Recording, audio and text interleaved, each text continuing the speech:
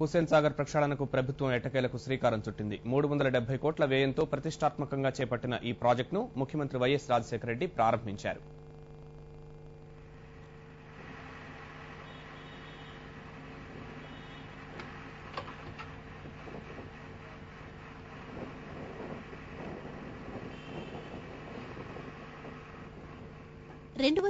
చదరపు కిలోమీటర్ల వైశాల్యం గల హుస్సేన్ సాగర్ ను 1562లో తవ్వించారు.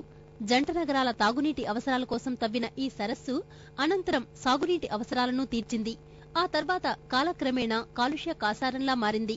పరిశ్రమలు విడుదల చేస్తున్న వ్యర్థాలతో అతి పెద్ద మురికి గుంటగా మారిపోయింది. దీన్ని శుద్ధి చేసేందుకు ప్రభుత్వం చర్యలు ప్రారంభించింది.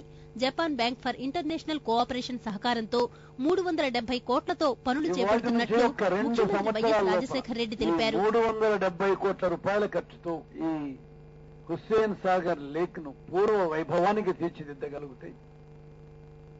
హైదరాబాద్ నగరవాసులకు ఒక మంచి మేలు జరిగినట్టు అవుతుందనే విషయాన్ని మనం చూస్తాం. మురుగునీటి శుద్ధి కేంద్రాల్ని నిర్మించడం సాగర్ శుద్ధిలో ప్రధాన అంశం.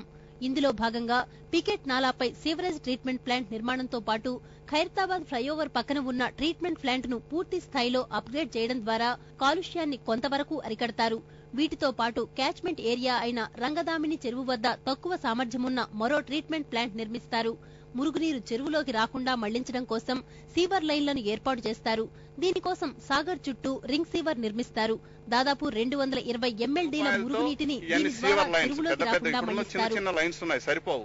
2021 సంవత్సరానికి రిలీజ్ అయ్యేటువంటి మురుగునీటికి ఎంత పెద్ద లైన్లు కావాలనో, ఎంత సామర్థ్యం ఉన్నటువంటి ఐఎన్డి స్ట్రక్చర్స్ కావాలనో అవన్నీ ఈ ప్రాజెక్ట్ లో డెవలప్ చేస్తున్నాం. 2012 నాటికి పనులు పూర్తి చేసి 2020 కల్లా సాగర్లో ఈత కొట్టేంత అద్భుతంగా తీర్చిదిద్దుతామని అధికారులు చెబుతున్నారు.